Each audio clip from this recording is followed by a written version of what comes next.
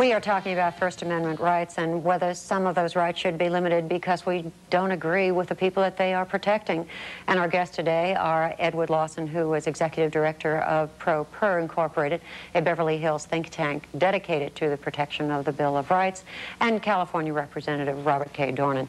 He says First Amendment to protect obscenities in music and literature, in art. I asked you a question, Mr. Lawson, and I wonder if you'd reflect on it for a moment with me. We have nothing that is akin to treason against the country in terms of the human spirit and a human being.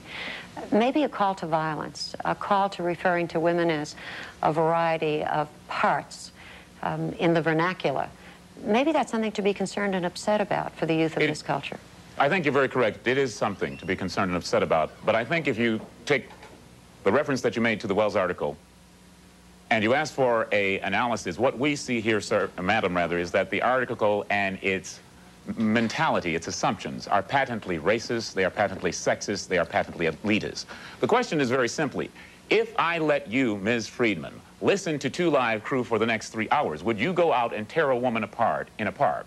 Question is if Mr. Wells or Congressman Dornan or anyone that is within the conservative hierarchy that wants to institute all these changes because of the alleged harm of these pornographic issues, if they were to listen to 2 Live Crew, would they go out and tear somebody apart in the park? And the answer is, of course, no. And what Wells is saying is that because he is a white male and he's gone to college, he can listen to pornography, but because these poor, dumb niggers are definitely an inferior species, if they listen to one word that advocates violence, that advocates rape, they will immediately become this frothing glob of sexual uncontrolledness and perpetrate these kind of crimes.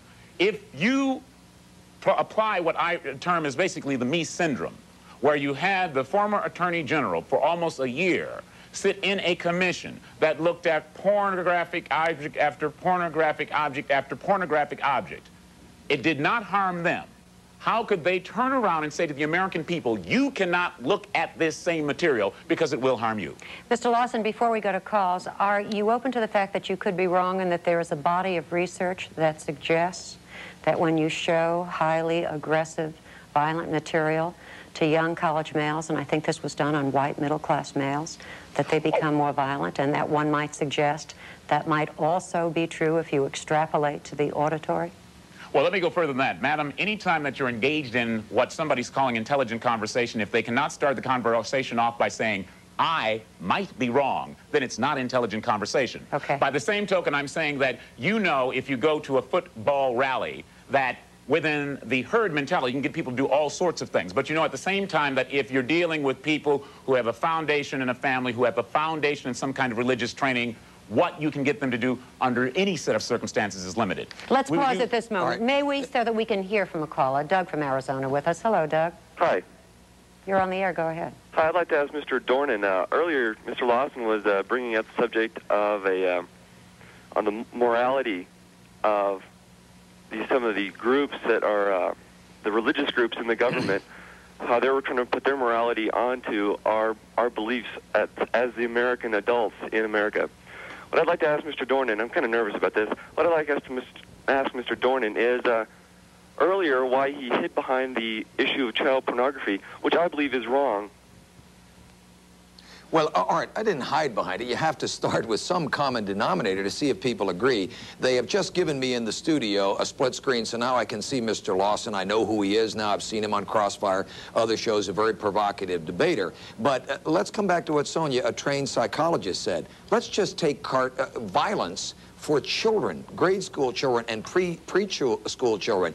It has been proven that if you give them a steady diet of violence, they become more aggressive, more nervous. It has an effect upon their personality. Now, if you extrapolate this, all education is a waste of time if we don't learn something from it, if it doesn't affect us, from the Bible right down to pre-med. If we don't read and look and listen, use audio-visual education tools, okay, let me stop you if I may, Bob. I want to get as many calls as I can, please. Let's go to Trudy in Virginia. So I'm just trying to find a common ground. Child pornography. We can't even agree on that. Trudy? Yes. You're on the air. Please go ahead. Okay, my question is this. All right, forget the religious implications.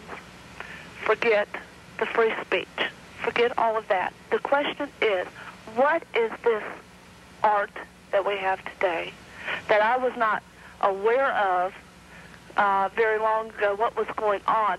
What is this with the speech and the records doing to our children?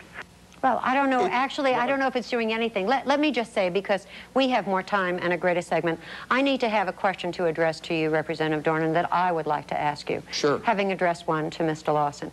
Who is to decide? I might not like Two Live Crew. I might love it.